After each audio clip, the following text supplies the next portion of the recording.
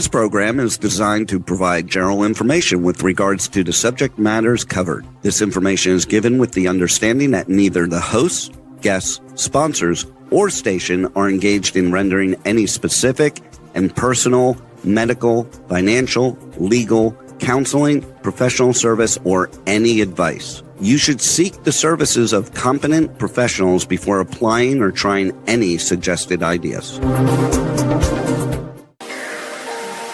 Hello, and thank you for tuning in to A Sharp Outlook on K4HD Radio and Talk 4 TV.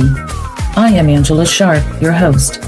Our armchair discussions with industry experts will give you the steps, tools, and information to be successful in business and to prepare you to be your best self. Hello, I'm Angela Sharp, and this is A Sharp Outlook, and I'm so glad you were able to tune in to join us today. We have a very great topic that we want to discuss today, and I have some experts that are here to talk about that. And it's going to be, is your brain addicted to stress? Now, let's just think about that. Does your life look like the little hamster in the wheel and you're running as fast as you can? Running, not stopping, not resting, not finding times to spend with family, spend with children, spend with neighbors or whatever. You just keep running. And you're always looking for more and more to do. You might be addicted to the stress or the stimulus that's around you. And as we know, the brain is an organ in our body. And that brain was created to do specific things. But what it does, it absorbs information. And what kind of stimulus are we giving our brain? And are we giving our brain rest like we do our physical body? It's really important to care for your brain. And we're going to learn about caring for the brain, because being addicted to any kind of stress or stimulus, you're going to end up having a sick brain. So today I have my guests that are with me, and they work in the medical field. They work with different people and helping to get them to be able to have wholeness in their life. You know, because when you look at the news right now, it looks like the whole world is going mad. That everyone is out there screaming and yelling and just anger and all these different emotions. It looks like the world's gone mad. But I think everyone's expressing what's happening inside, and it's affecting all of our mental health. But my guests today, they're an exclusive dual care model, which involves collaboration of two highly skilled licensed medical health providers who work seamlessly with each client. Both providers function as mental wellness coaches and guides, giving clients the advantage of diverse perspectives and deeper support. Their coaching first approach guides clients toward personal transformation and growth, focusing on their goals and needs before addressing any psychiatric interventions.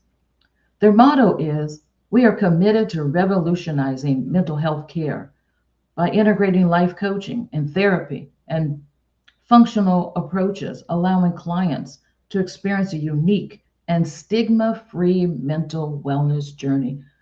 Some people realize that they're not feeling healthy in their brain, but because we have made mental wellness such a stigma, they won't tell anyone. They won't go for help. They won't seek out advice. And this is where we have a dangerous situation. So my guests today are two coaches that work together with that client to bring them a better wellness experience.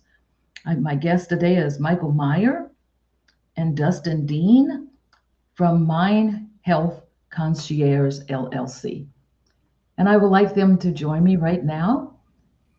And we're going to talk about the brain. Are we addicted to stress? Okay, I'm probably one of them, but is the world addicted to stress? 100%, I would say. The natural state of the brain is, it's kind of built to be addicted to stress. Okay. That's why we have to train it, just like we have to train our body. The natural state of the brain is to keep us alive. How does it keep us alive? It identifies threats. Our mind is continuously looking for things that can hurt us. And there's nothing wrong with that in the natural state.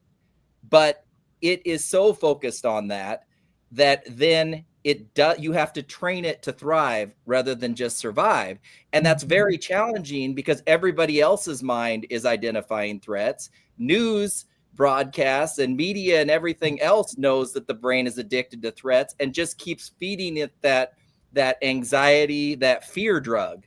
Okay. We have to, what Michael and I have come together to develop is something we kind of call brain fitness, where just like you have to train your body to thrive rather than just survive, you have to do the same with the brain. You have to train the brain to process life through your power and potential rather than just your pain and your past and your fear. Wow. That's really interesting, and I realize that, it's a muscle, and I know I'm always trying to keep my brain functioning, and I don't know, I don't want to say I'm addicted. I just enjoy challenging my brain constantly, constantly taking on new projects, constantly doing other things, being involved in a lot of work and external things, because I'm always trying to learn, also constantly trying to learn. And so, yeah, I can understand that. What are some ways to manage that mental health and maintain a lifestyle that achieves success without a mental breakdown? Because you can have a mental breakdown with all that stress. No, that's a great question. But what you're talking about, Angela, too, is that when you have goals and you're setting those and you're wanting to grow and achieve, there's nothing at all wrong with that at all. But I think what we're also looking at here is that stress likes patterns. It likes, the brain likes to be able to have these patterns. Stress is the same. And so it can become familiar when somebody's stressed a lot. Let's say somebody who is, top of the food chain, somebody's developed companies who has, hundreds or thousands of people that they have to take care of, manage, and lead. So once the stress takes hold, and that's a very natural pattern that the brain gravitates to because it loves familiar. And if that's constant, then you've got a situation that could become unhealthy. Even if someone is running a successful business, chronic stress then becomes a downfall. And that we kind of say, it's when you're wired but you're tired feeling, that the brain is stuck in that loop. And what Dustin and I talk about is, getting outside that loop and through what we call brain fitness. And that is starting to train the brain now to gravitate toward a healthier direction, a place that you're going to be able to be successful, do the work you're doing, and give yourself the time, the love for joy within that. And it's just natural. People get outside of that. The other part is that, there's these stress hormones that go on. One of them is cortisol, and that cortisol can feel like a drug. So it's something that people gravitate again toward, even though it may be unhealthy. Well, and beautifully said, Mick. And I think, Angela, to also kind of follow up on that and answer, because you said specifically, how do we deal with this? I mean, first, identifying the things in us when we're starting to ramp up. Secondly, it's going to take work. Just like when you work your physical body out, you have to have repetition. For every, fearful thought, every negative thought, even as, kind of silly as it might seem, you have to counter that with specifically three positive things about you. Okay. 3 things about you that are special and good and that bring you joy. Because what happens is we'll find it about everybody else, but we don't control them. We only control us, and it has to become a part of us. And this is, I think, why Michael and I have really developed this idea to go in and have group courses focused mainly on teachers, because if the teachers can start teaching these things, it can really affect themselves, their students, the families. That's one network where their change can actually be done. Most of the time, you can't just go into everybody's home. You can't do all those things. But if we get our teachers using these brain fitness techniques and they're thriving in their profession, it's only going to spread outwards. And it's open to a lot of people. Same with leadership and all those things. When you get the people who, you know, really have a passion for changing things and also have the position to change things, positive change comes.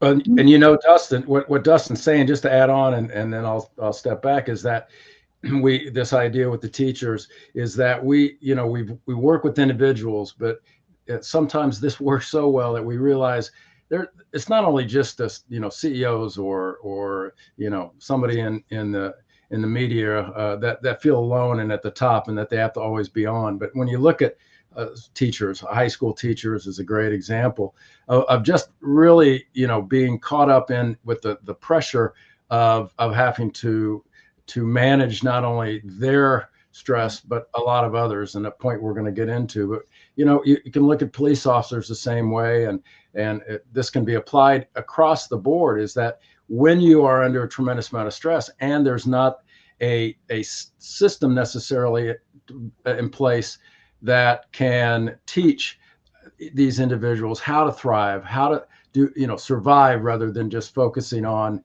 the negative and being caught within that and feeling alone in their position, alone at the top, we call it. There needs to be a access to, you know, very, very positive approaches, and that's what we're trying to establish. Well, this sounds almost revolutionary, you know, compared to the mental health that's available today. You know, like I said, the first thing they do they go in and want to start giving you medications and put you to sleep and keep you to sleep. And you're not really dealing or being able to come out of this and be able to know how to maybe make changes in your life so that you can maybe deal with challenges, being able to understand, like you said, you know, you have the negative thoughts that come, and then you need to bring in the positive. How do they learn how to bring in these positive? How do they recognize what is negative? That's what, you know, probably society needs to learn, but no one's telling you. It's like the medical field. They're not teaching you preventative. They want to treat the symptoms afterwards. How about we learn how to prevent the mental illness by, like you said, having some of these tools and skills and things like that. So why did you start working in this field and assisting people? Go ahead, Dustin. Yeah. So my journey has been a long journey as far as psychiatry and everything. The universe just kind of sent me there. I didn't really, you know, I grew up with parents that were both mentally ill and had struggled and everything. And to be honest, I kind of like, it was kind of like, you know, the story of Jonah, where, you know, you run from it and then you end up spit on the shore of the place you thought you could run away from. And that's kind of how I ended up in psychiatry. So it's a long story, but first I was a psychiatric nurse. And that once I landed that job, that was the job that was open when I became a nurse. And I realized that this was my destiny. And as much as I wanted to run from it, or as much as I wanted to hide, this is where I was meant to be. And this is where I had a skill set to make a difference. And it came so natural and it was so freeing. But then once I got within the system, I started realizing the system is limiting how people can thrive within the process. I went back to school. I became a provider so I could prescribe and do psychotherapy as a psychiatric mental health nurse practitioner. I can do all those things. I worked in a private practice, which was nice, but it was still just maintaining rather than helping people thrive. It was just keeping the status quo. And that's when Michael and I came together and said, you know, what can we do to be revolutionary? What can we really do to get people to that next level? Because there's a need to get with a lot of people to get the chemistry evened out, and that goes due a back, you know, trauma releases different chemistry in the brain and all kinds. Some people are just born with it. Like, there's lots of stuff to do with the chemistry, but it seems like that's always where the focus is. Even when you get everything evened out, the meds don't fix it. You still have to have the skills to train the brain to process life through your power and potential rather than your pain and your past. And when you ask that question, like, how do people do that? Well, I think the biggest thing is starting with your brain is doing what it's supposed to do. Okay. It's supposed to keep you alive. It needs training. Okay. Everybody thinks something's wrong with me. You know, why am I always why am I always sad? Why am I always negative? Why, you know, and yeah, people have different chemistries which makes it worse. But all of us have that because the brain's trying to keep us alive. And then when it's fed by media, you know, that's why all the news is always negative and tragedy and all these things, because they know that's what the eyes are going to come and watch. So they get the advertisements, so they get the endorsements, so they get the money, because people's natural state of their brain is negative. Right. But I think it has to start. How do we change it? It starts with realizing this is a natural thing. And just like your body's tendency, you know, to store energy excessively leads to excessive lipids, which leads to weight gain, which you have to have repetition and working out to train your body. The same thing has to go for training your mind. And for some reason, the 2 and 2 are not put together within the field that we work in by many. That's right.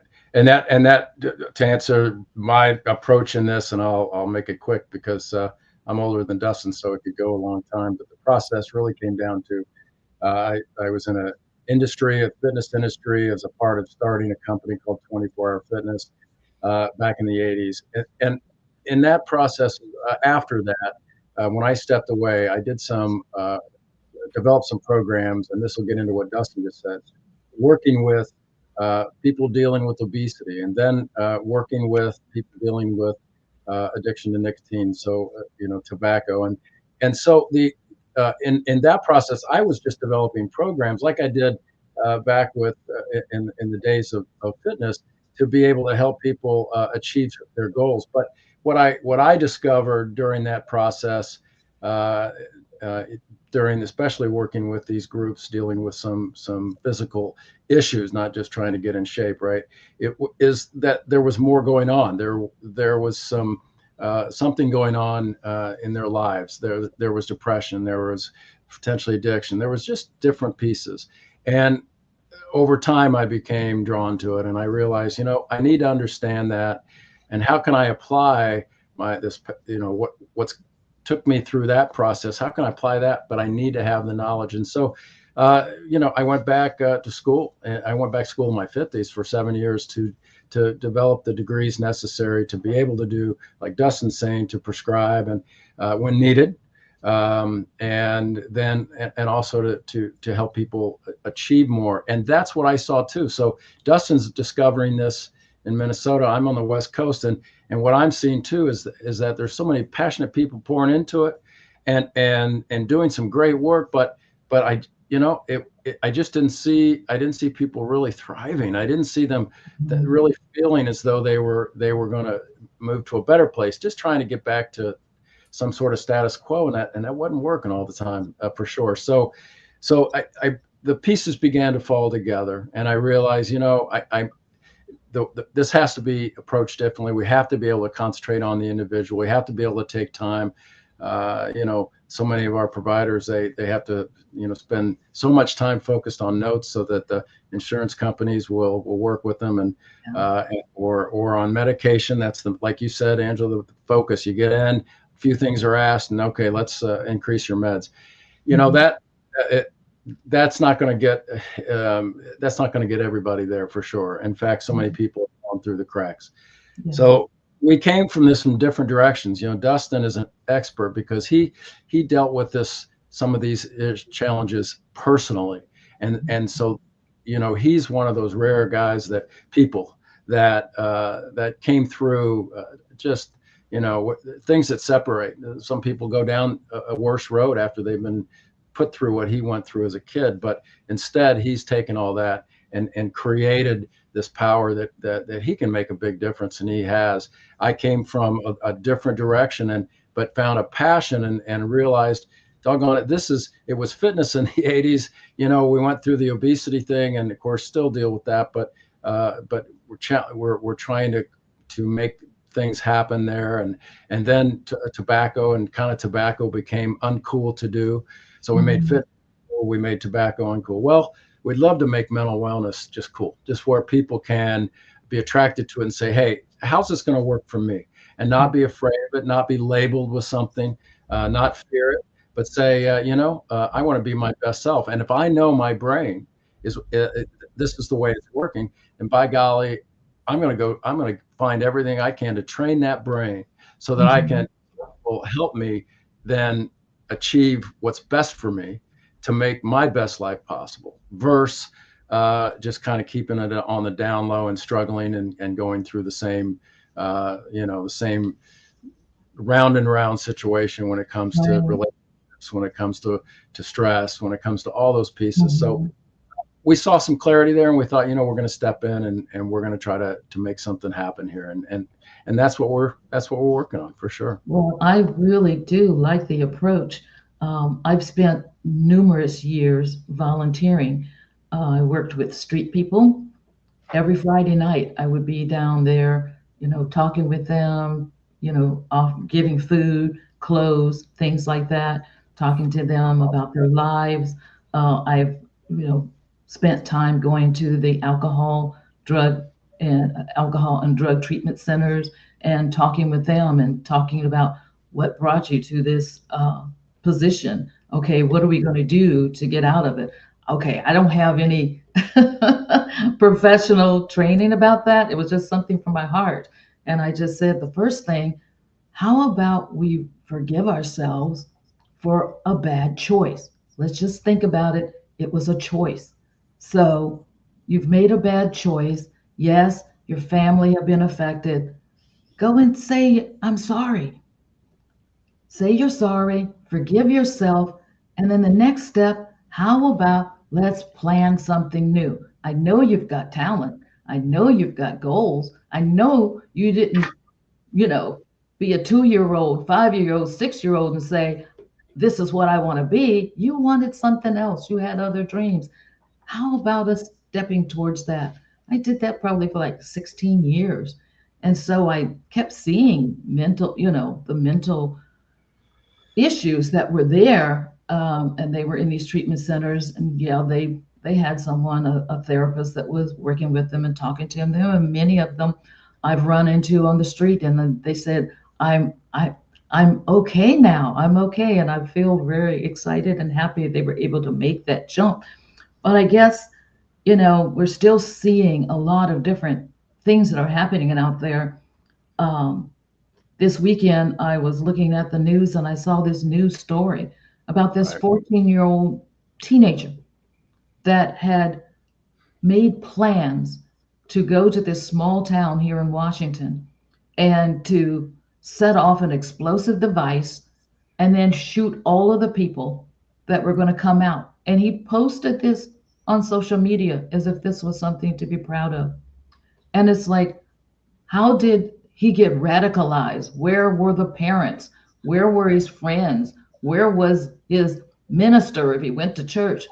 Who did not see the signs that there was something going on that was wrong? Because I'm sure there had to be some kind of change in their behavior, the way they talk.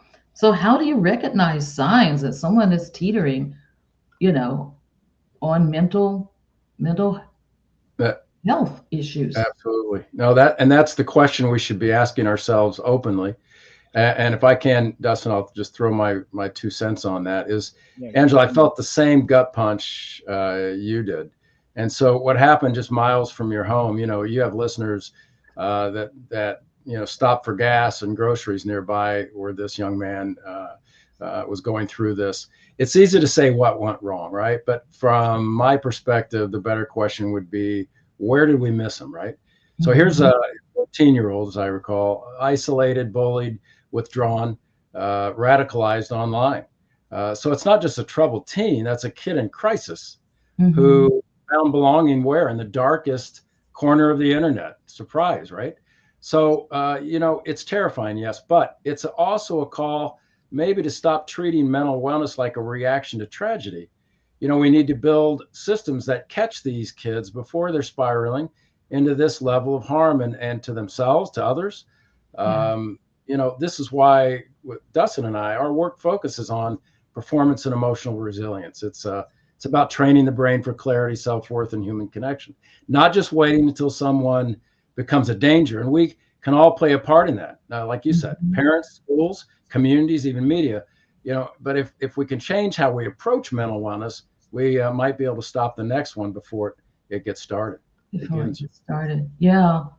I mean, I was just devastated when I saw that. And now this child is in juvenile detention, and his life, who knows how long he's going to be incarcerated. So, I mean, this is going to also add on to a problem that's already existing.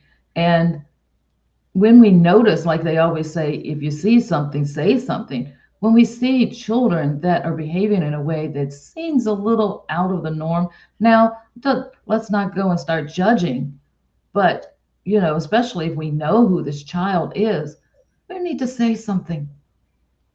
Don't wait until they do something that absolutely will destroy their lives.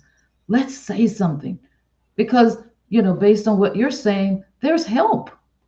That you can direct them a different direction. You can direct their mind some other way so that they're having different thoughts. You can help them realize, the people that you're communicating with, they're bringing you information that's not healthy. It's going to lead to tragedy.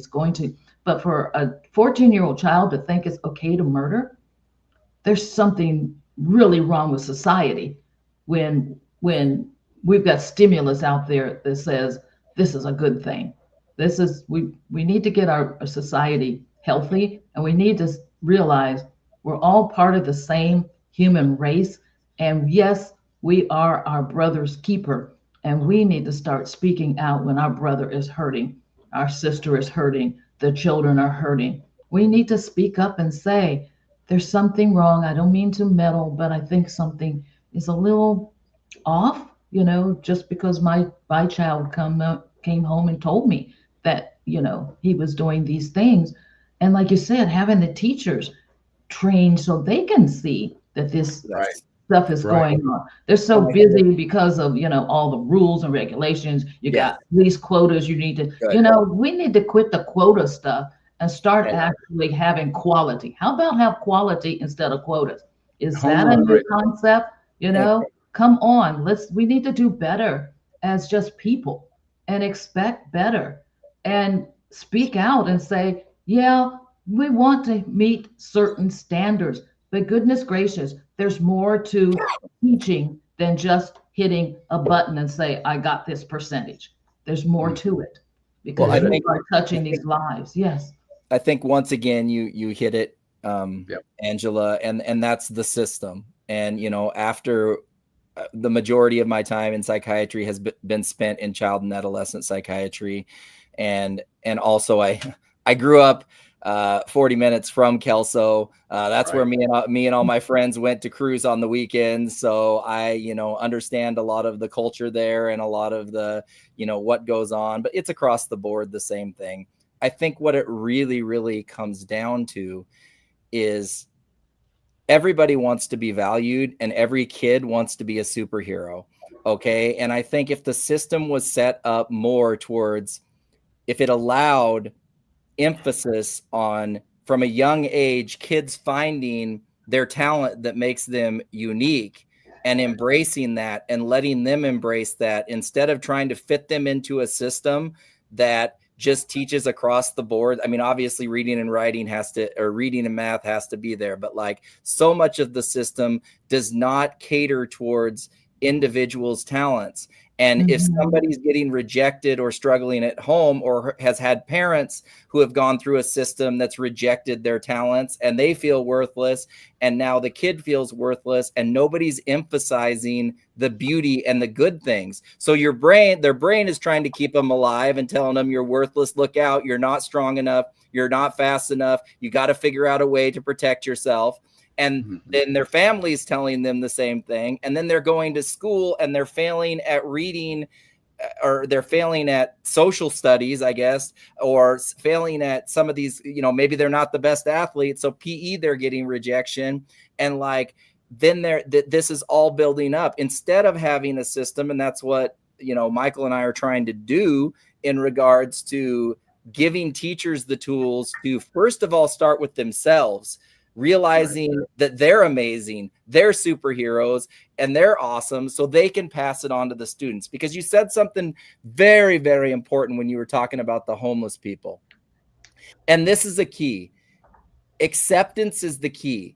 Crap happens. Like you said, that, when you were talking to them, to get them to go back to going, I made poor choices. Bad things happen, but I can control my destiny from here on out. There can be healing. But instead, what I find a lot of the system does is rehashes those poor choices over and over and over and over without solutions. And it's set up to not give solutions. In therapy, technically, we're not supposed to give solutions, okay?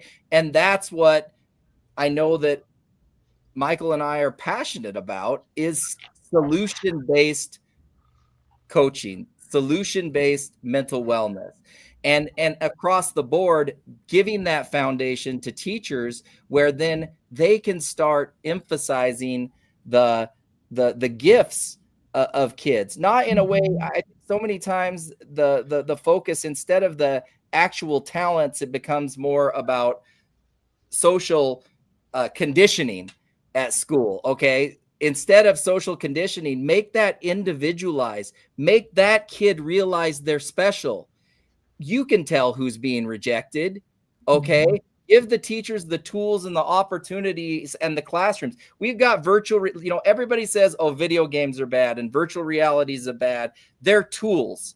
Okay. Just like anything else, they're tools. And a lot of bad can be done there, and a lot of bad can be done with the internet, but a lot of amazing stuff can be done there too. Getting these kids maybe an avatar with a monitored AI that they could interact with. The AI could actually help kids find what they're awesome at. That's where we need to gravitate towards. Kids want to be a superhero, and if you don't help them be a superhero, they're going to be a villain. Because both get the same attention. Joker gets just as much attention as Batman. Okay. And that's the society we live in now. And they relate to that. And you're right. We're not talking about giving everybody a prize. We're talking about, though, helping them find that part of themselves, so they don't feel outcast. And some people more naturally or less outgoing, and may gravitate that way. So I want to add to that is that we just can't solve this problem, as society wants to do, with fear or blame. And that's what we tend to lend ourselves towards. We got to shift this focus from reacting to reaching these kids early, helping families spot the signs. They need to be taught that. Families don't, they're caught up in their thing. They're working, these aren't all bad parents, for crying out loud, but they got to see what an emotional crisis looks like, and then equip the schools. And that's what Dustin and I want to be able to do, from the teachers on through, is the schools and the communities with tools to build resilience, not just test scores.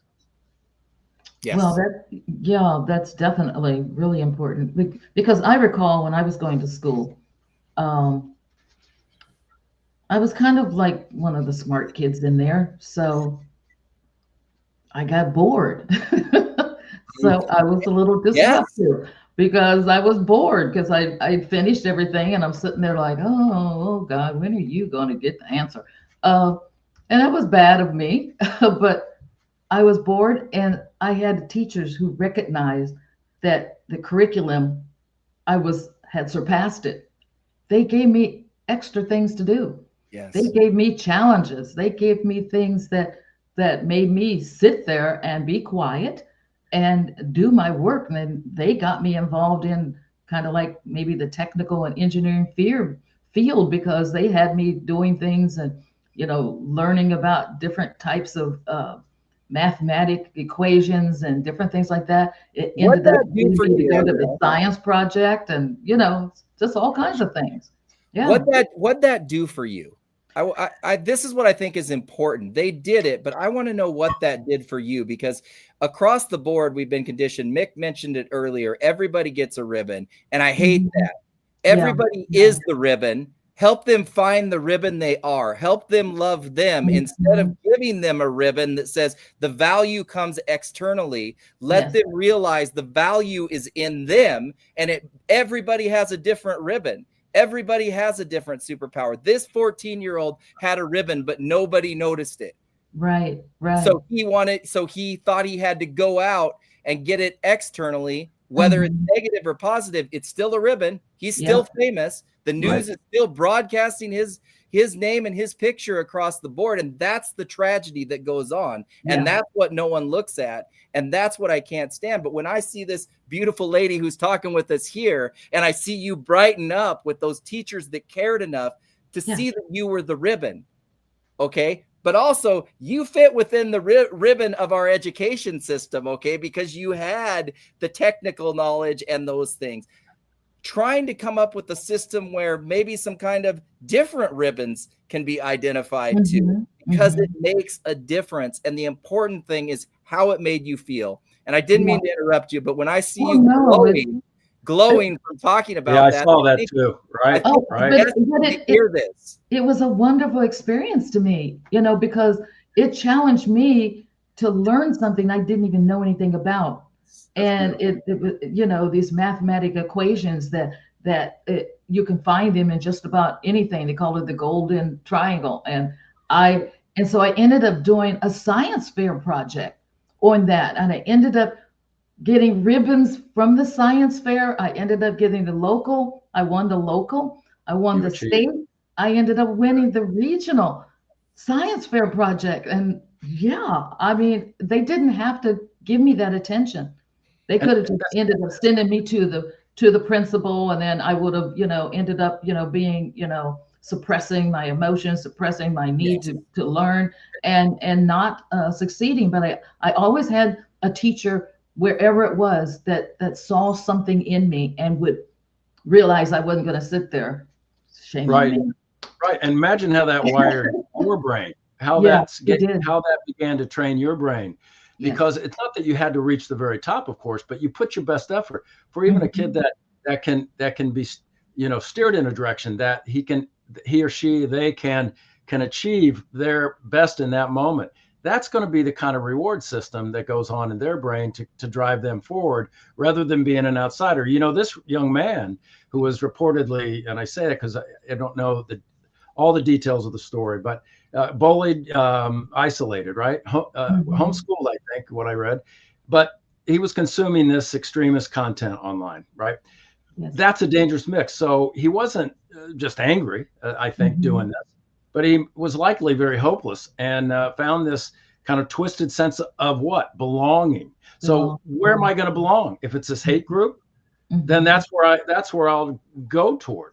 And that's where I'll spend my time with. So that's how radical ideologies, fill the void, where connection, purpose, and self-worth really need to be involved. And that's a system breakdown in a way, because things have changed.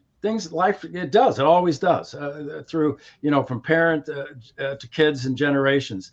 These things change. Now we're in this big, massive change of things.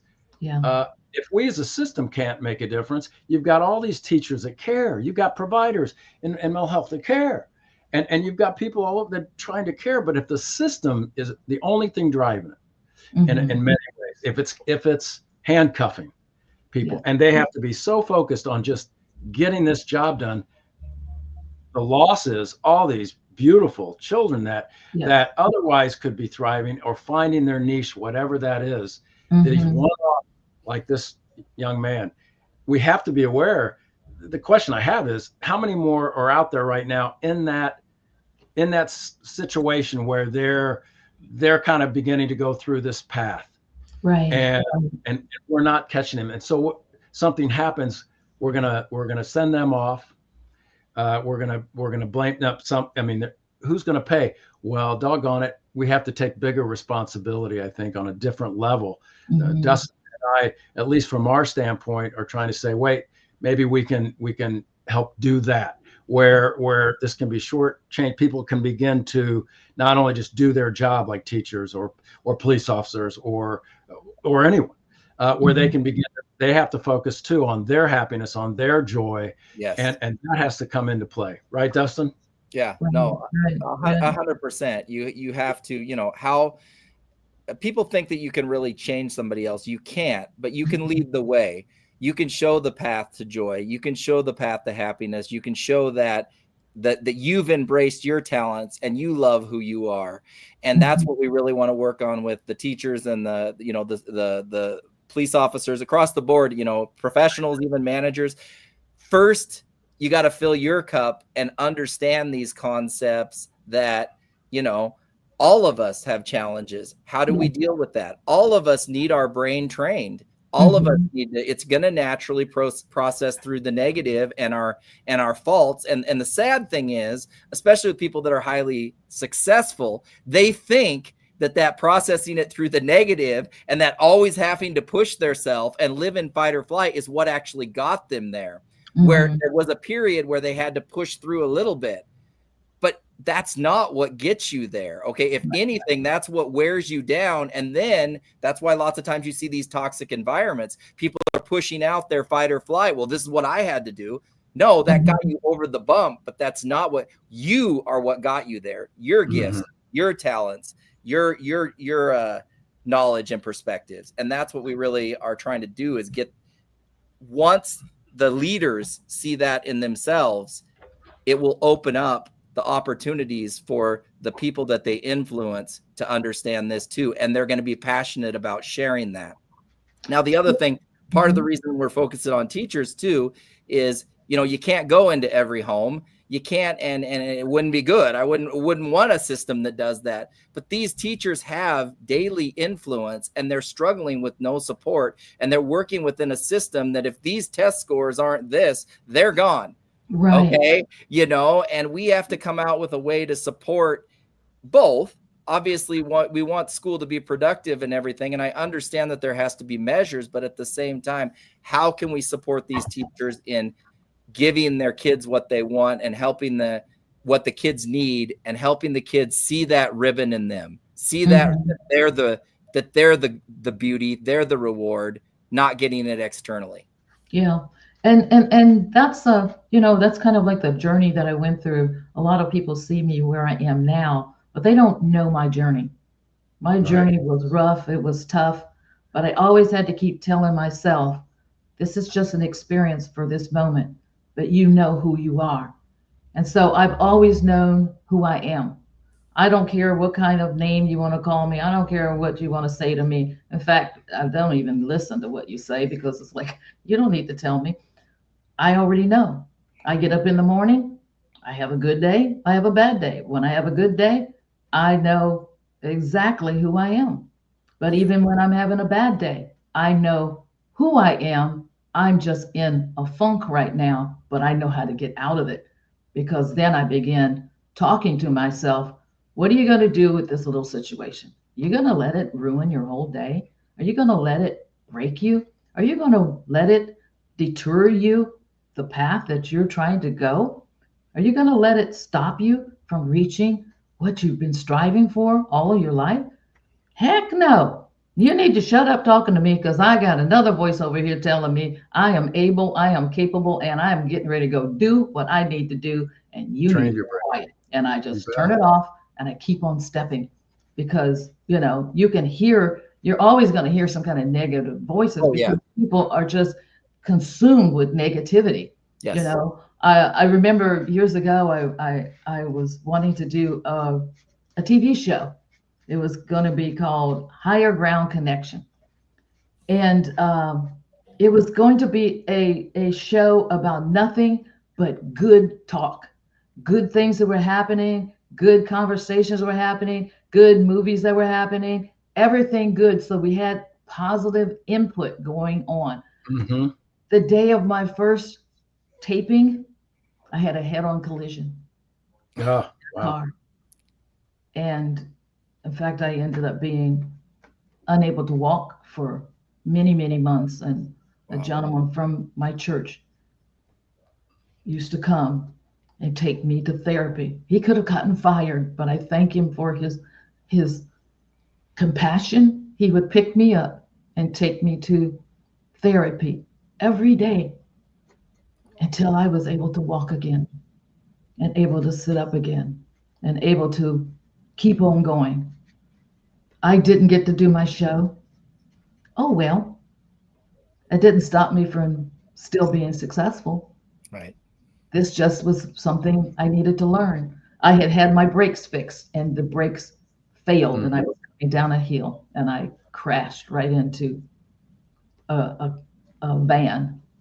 And the blessed thing is she had her child in the car, in a car seat, and I didn't harm it. And that was the main thing. That child was not harmed, is alive, and I'm alive too. Yeah, I missed that opportunity, but my gosh, I've had so many more things that have happened. And now, guess what? It's a different kind of show, but we're on a podcast show, so I guess I still made my goal. And when one door closes, right? Yeah, yeah. Absolutely. Had I not lost my business when I got out of the Navy, and the first thing I did, my brother and I opened a gym in San Mateo, California, and within 2 years we were out of business. And it was a tough day. It was a tough darn day when I was loading some equipment into a van after we'd worked that hard. I'm in my early 20s, mid 20s at that point. And at the end of the day, it was when short order after that, I met a guy, Mark Mastroff, and a group of us started a fitness that changed the world of fitness. But it's an experience that I would not have had, funny enough, and not to say there'd been anything wrong with keeping my gym going, but it was this combination of things that happened. Door closed, a couple of them did, and then that door opened. The important thing, and maybe even getting back to this young man and how we view this thing, Kelso, in a way, that situation should kind of wake us up. It should remind us that kids, we're all kids, right? We had to all go through things, but they don't turn into some sort of, and I hate this word, but monsters, as people call them, overnight. What they just do is they disconnect, right? They spiral. And if we don't meet them in those moments with some truth and empathy, like you have and you're doing, and support, we risk losing them in the lives they might, as Dustin was saying, they might take with them. I mean, that we don't know the ribbon. That's beautifully said, Dustin, that they had, and that this young man had, and frankly, we love to blame, and we have to look deeper, and we got to say, okay, our brains have been wired forever to survive since humankind has been around. It's changed, but for a long time, the lion still might get you. The bear might get me. The snowstorm might take us all out. And now, within just a short period of time, we don't have that coming at us anymore. It's different. We're creating things, and we're separating. Because in those days, we had to stick together. Today, we don't have that. More and more, we separate. If we don't learn to use, like Dustin's talking about too, he's, learn to use the AI tool to the benefit. And if we're just going to allow those things to go in a direction that takes kids with them, if we're going to, if our little kids are just going to be handed a little player when they're so young, between age 1 and 5, your brain really does a great deal of the wiring. So if kids are left out there, the nurturing part, all these pieces, and then why not also look at, these kids that are bullying, why are they doing it? Rather than not making them terrible, these are kids that also are disconnected. Okay. Well, one of the things is, before the show ends, I would like you to tell our audience how to get in touch with your organization. So the best way to get in touch is Dustin, the Dean of Zen, on LinkedIn with me, and Michael McMyers on LinkedIn. And then there's also a website, www.mindhealthconcierge.com. And you can even email us there. All you have to do is just put, it's just either Dustin at mindhealthconcierge.com or Michael at mindhealthconcierge.com. Be glad to brainstorm, help, do anything we can do on an individual or group basis. That's for sure. We're just grateful to you, Angela, for putting this out, doing the good work of taking things in a new direction. It's funny, your wisdom is needed in this world. So thank you for bringing that. Yeah. Thank you so much. Thank you for being here. And I appreciate you coming and bringing this really back anytime, Angela. Amazing topic. Oh, you will be back. Thank you so much. Thank you. And thank you awesome. To the audience for tuning in. I hope you found this information valuable, and be sure to, if you feel any problems or sense anything, contact Dustin and Michael and get some help, some real help. So thank you for tuning in today at A Sharp Outlook. Thank you so much. Bless everybody. I want to thank you for joining us on A Sharp Outlook. We have been informed and energized to take the next steps. We have posted links to websites and videos to learn more on today's topic. Please join us again next week for another thought-provoking conversation right here on K4 HD Radio and Talk 4 TV. Listen to the podcast on all the podcast apps. And until next week, stay informed.